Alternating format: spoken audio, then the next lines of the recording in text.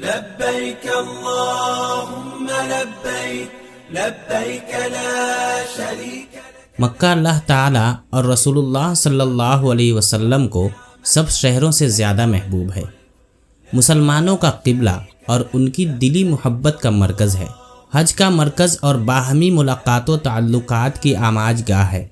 روز اول ہی سے اللہ تعالیٰ نے اس کی تعظیم کے پیش نظر اسے حرم قرار دے دیا تھا۔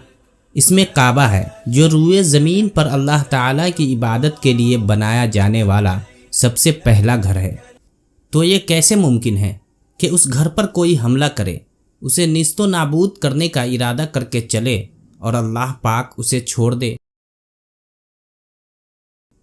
ہم اس ویڈیو میں اللہ کا گھر کعبہ شریف پر ہونے والا حملہ کے متعلق جانیں گے کہ وہ کون تھا جو اللہ کے گھر کو گرانے چلا تھا، اور کس طرح اللہ پاک نے چھوٹے چھوٹے چڑیوں کے ذریعے اپنے گھر کی حفاظت فرمائی۔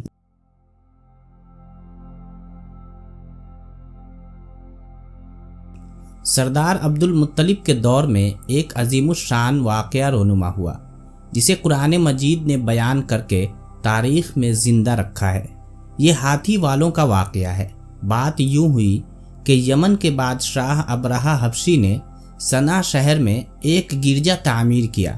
مقصد یہ تھا کہ عربی لوگ حج کرنے کے لیے کعبہ کے بجائے یہاں آئے۔ عربوں کو اس پر بہت طیش آیا، چنانچہ قریشی قبیلے بنو کنانہ کا ایک شخص نے صنعا کا سفر کیا اور وہاں جا کر اس گرجا گھر میں پیشاب پخانہ کر کے گندگی کر دی۔ ابرہہ کو پتہ چلا تو اس نے غضبناک ہو کر قسم اٹھائی کہ میں بیت اللہ کو گرا کر ہی دم لوں گا۔ پھر اس نے حبشیوں کو تیاری کا حکم دیا اور ہاتھی لے کر مکہ کی طرف چل پڑا۔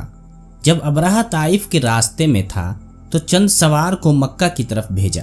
اس نے علاقے میں قریشیوں اور دوسرے لوگوں میں لوٹ مار کی، حتیٰ کہ وہ عبد المطلب بن ہاشم کے 200 اونٹ بھی لے گیا۔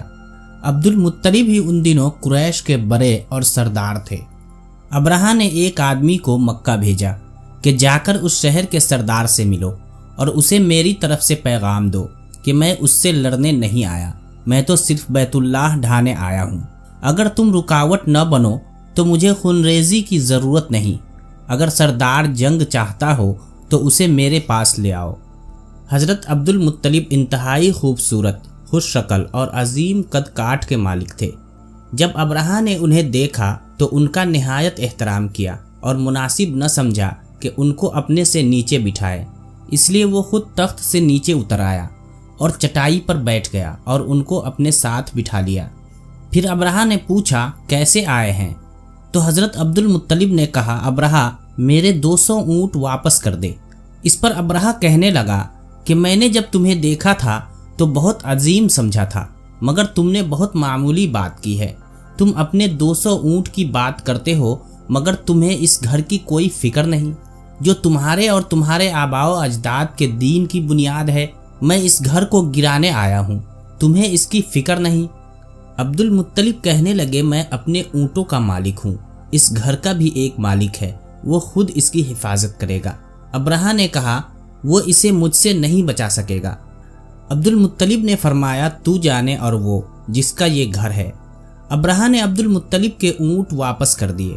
عبد المطلب قریش کے پاس واپس گئے اور انہیں مکہ خالی کر دینے کا حکم دیا تاکہ وہ پہاڑوں کی چوٹیوں پر پناہ حاصل کر کے لشکر کے حملے سے بچ سکیں۔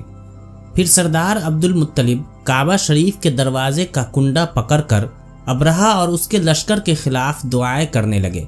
سردار عبد المطلب نے اس طرح دعا مانگی، اے اللہ، ہر آدمی اپنے گھر کی حفاظت کرتا ہے، تو بھی اپنے گھر کی حفاظت فرما، کل ان کی صلیب اور سازش تیری تدبیر پر غالب نہ آئے۔ اگلے دن صبح ابرہہ نے مکہ مکرمہ میں داخل ہونے کی تیاری کی، اپنا ہاتھی تیار کیا اور لشکر ترتیب دیا۔ اس کے ہاتھی کا نام محمود تھا۔ جب لشکر نے ہاتھی کو مکہ کی طرف چلایا تو ہاتھی بیٹھ گیا۔ انہوں نے اسے مارا اور بڑی کوشش کی کہ وہ اٹھ کھڑا ہو، لیکن وہ ٹس سے مس نہ ہوا۔ جب انہوں نے اسے یمن کی طرف چلایا تو وہ بھاگنے لگا۔ شام کی طرف چلاتے تب بھی بھاگتا، لیکن جب مکہ کی طرف چلاتے تو بیٹھ جاتا۔ اللہ تعالیٰ نے سمندر کی طرف سے پرندے بھیجے، ہر پرندے کے منہ اور پنجوں میں 3 پتھر تھے۔ جو چنے یا مسور کے دانے کے برابر تھے۔ انہوں نے اس زور سے سنگباری کی کہ ابرہہ کی فوج بدحواس ہو کر بھاگنے لگی۔ کنکریاں چھوٹی چھوٹی تھی مگر وہ قہر الہی کے پتھر تھے کہ پرندے جب ان کنکریوں کو گراتے تو وہ سنگریزے ہاتھی کے جسم کو چیرتے ہوئے زمین پر گرتے تھے۔ ابرہہ کے لشکر میں بھگدڑ مچ گئی۔ ابابیلوں کی سنگباری اللہ کے قہر و غضب کی ایسی مار تھی کہ جب کوئی کنکر کسی آدمی کے سر پر پڑتی تو وہ اس آدمی کے جسم اور ہاتھی کے جسم کو چیرتی ہوئی پار ہو جاتی تھی۔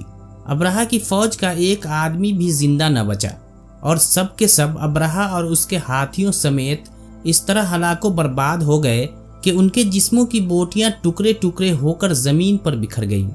اس واقعے کا دوسرے قبائل پر بہت اثر پڑا۔ قریش کی فضیلت اور مرتبہ کو 4 چاند لگ گئے۔ تمام قبائل قریش کی بہت زیادہ عزت کرنے لگے اور کہنے لگے یہ اللہ والے ہیں۔ اللہ تعالیٰ نے ان کی طرف سے لڑائی کی اور ان کے دشمن کا کچومر نکال دیا۔ اس کے ساتھ ساتھ سردار عبد المطلب کا مقام لوگوں کی نظروں میں بہت بڑھ گیا۔ تمام عرب قبائل میں انہیں شہرت حاصل ہو گئی اور وہ عظمت و شان سے بہرور ہوئے کیونکہ انہوں نے بڑی ذہانت اور حسن تدبیر کا مظاہرہ کیا اور اپنی قوم کو عظیم خطرات سے بچا لیا۔